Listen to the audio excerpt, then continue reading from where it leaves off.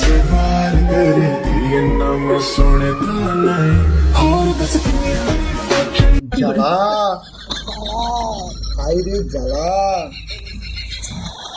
অন্তর জ্বালা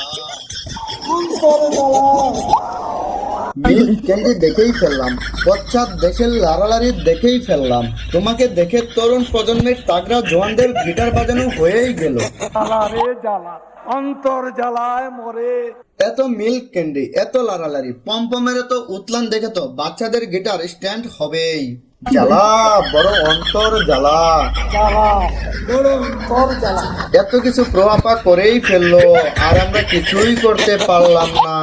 এই রোস্ট ভিডিও বানিয়ে কি বা করবো? তাও সত্য।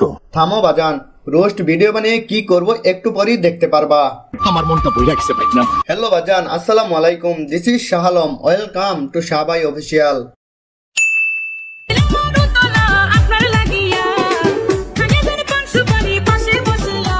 গাছে ডাব খেতে বললো সুপারি, এটা এই তরুণ প্রজন্মের তাগড়া জোয়ান বাজানরা কখনো মেনে নিবে না।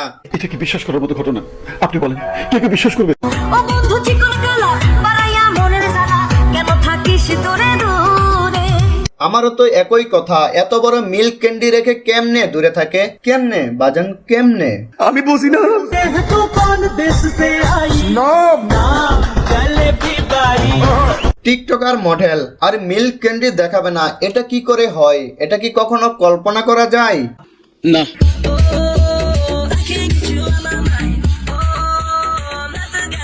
তাদের একটাই স্লোগান, লাফালাফি জায়গা যত হবে হিউজ, পেয়ে যাবে তত বেশি ফলোয়ার আর ভিউজ। ওয়াওয়া ওয়াওয়া।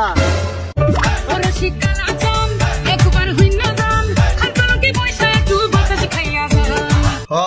যাও বাজান, খারকলকে বসে একটু বেলুনের হাওয়া খেয়ে আসো।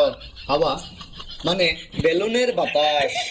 রাগ করো না মনের মানুষ, মাফ কইরা দাও আমারে, মনের মন্দির থাইকা ভালোবাসি তোমারে। আহ ভালোবাসা, এত ডঙ্গি বাবির সাথে কি রাগ করে থাকা যায়? না। হ্যাঁ থাকা যায়। এমন অশ্লীল পতিতালয়ের পতিতাকে রাগ না, দিনে রাতে 24 ঘন্টা শিডিউল করে পিটিয়ে শেখানো যায় কিভাবে মিল্ক ক্যান্ডির পর্দা করতে হয়। সঠিক বলেছেন। মনের মানুষ মাফ কইরা দাও আমারে, মনের মন্দির থাইকা ভালোবাসি। দেখতে তো মনে হয় ছোট্ট খাটো একটা অস্ট্রেলিয়ান গাবি। লাফালাফি লারালারি জাগাজাগি দেখেই বোঝা যায় এ কোন গোয়ালের গাবি। অশ্লীলতারও তো একটা সীমা থাকা উচিত, থাকলেই কি জিনিসগুলো এমন করে দেখাতে হয়? এসব তো লজ্জা শরমের ব্যাপার। কি মানুষ রে বাবা। আমি বুঝি না এসব লারালারি দেখিয়ে কিভাবে মা বাবা ভাই বোনের সামনে যায়। আমারও তো সেই একই প্রশ্ন। লজ্জা শরম কি 88 বন্যায় ভাসিয়ে নিয়ে গেছে? আর কেমনই বা এদের বাপ ভাই, এদের ভিতর কি শাসন বলতে কিচ্ছু নাই? কেন করে না একে শাসন? এরা কি মরবে না, নাকি এদের ভিতর মরার ভয় নাই? কি বলবো, যাই হোক। বাজান, প্রশ্নগুলো তোমাদের মাঝে ছুড়ে দিলাম, কমেন্টে রিপ্লাই দিও। মানুষ মাফ কইরা দাও আমারে, মনের মন্দির থাইকা ভালোবাসি তোমারে। ছি, এটা নোংরামির কোন পর্যায়? এসব কি সোশ্যাল মিডিয়ায় দেওয়ার মতো কন্টেন্ট? কতটা নির্লজ্জ হলে এরকম কন্টেন্ট সোশ্যাল মিডিয়ায় দিতে পারে? খুব দারুণ লজ্জার ব্যাপার।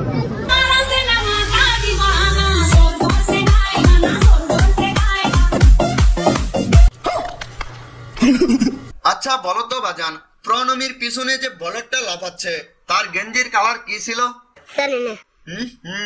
জানি বাজান, এত লুচু হলে কি চলবে? একটু তো চারপাশের বলদগুলারে দেখবা। আর বাজান, তোমাদের দোষ দিয়ে কি লাভ? পরিবেশটাই তো নষ্ট করছে এই প্রণমীর মতো চুতমারানিরা। আর আমি বললেই যত দোষ। কমেন্টে এসে বলবা ভাইয়া গালাগালি করবেন না, ভিডিও বানান ভালো কথা, গালাগালি করেন কেন? এদের মতো চুতমারানিরে গালাগালি দিব না, আদর করব?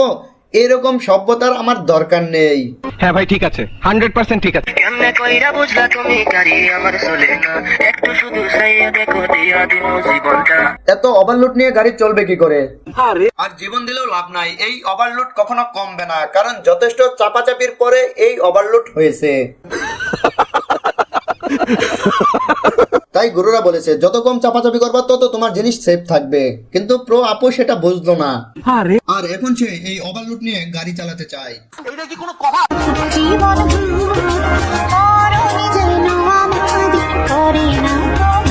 আহ সেলিব্রিটি, আহ মডেল, আহ নায়িকা, এদের নষ্টামি আর নোংরামি দেখলে মনে হয় শাবানা ববিতা তাদের কথা। কেন? তখনকার বিনোদন জগৎ কত সুন্দর ছিল, আর তখনকার বিনোদনের পাশাপাশি মানুষ পেত সামাজিক শিক্ষা।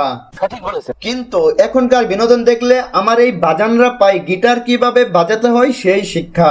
নিঃসন্দেহে তুই ঠিক কথা বলেছিস। জানি রাজীব কাকা, আমি সবসময় ঠিকই বলি, তাই আজকে আর বেশি কিছু বলবো না। সবাই ভালো থাকো প্রিয়। ভিডিওটি ভালো লাগলে আমার এই চ্যানেলটিকে সাবস্ক্রাইব করে দিও। Bye bye.